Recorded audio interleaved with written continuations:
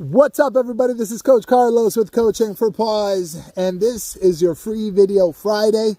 If you haven't yet, make sure you subscribe down below. Click the subscribe button down below. And if you haven't followed us on our social media, make sure you go follow Coaching for Paws on Facebook, Instagram, just about all the social media out there. What I want to talk about today is positive training only. Sometimes I have a client that calls and says, hey, Carlos, I heard a lot of great things about you guys.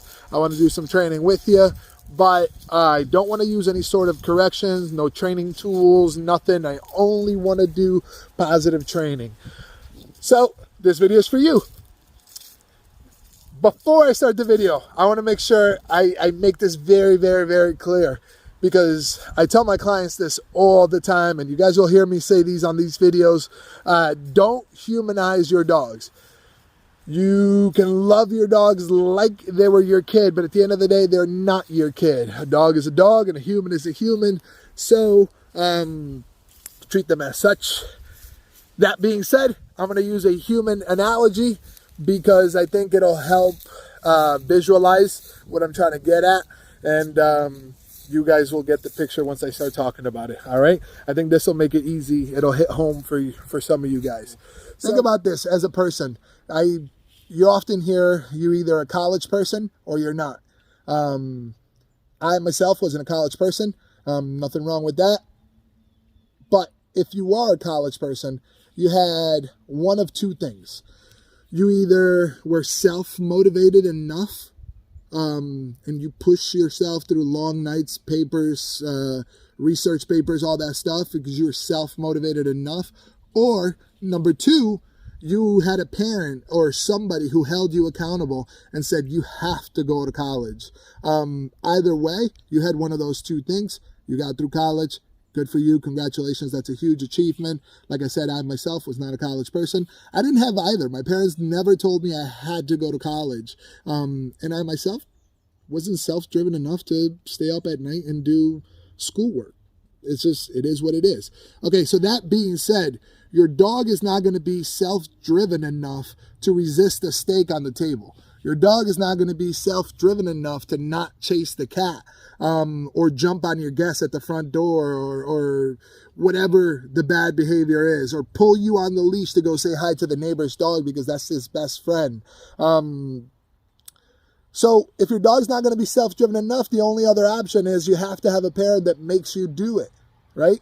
And in order to make something do it, there has to be a consequence. There has to be a negative, a correction, a consequence, a negatives. Call it what you want. They're all the same thing.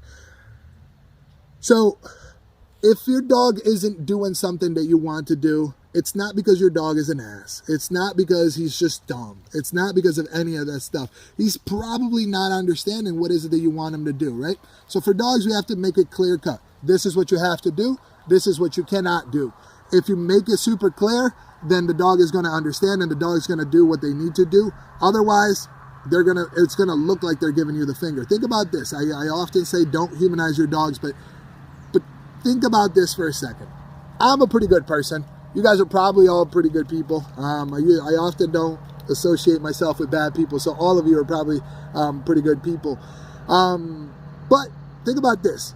If you didn't have to wake up every morning and grind and work and bust your butt, go to work hard for that money so you can provide your family, your kids, your whoever, everybody you know and love with a better life.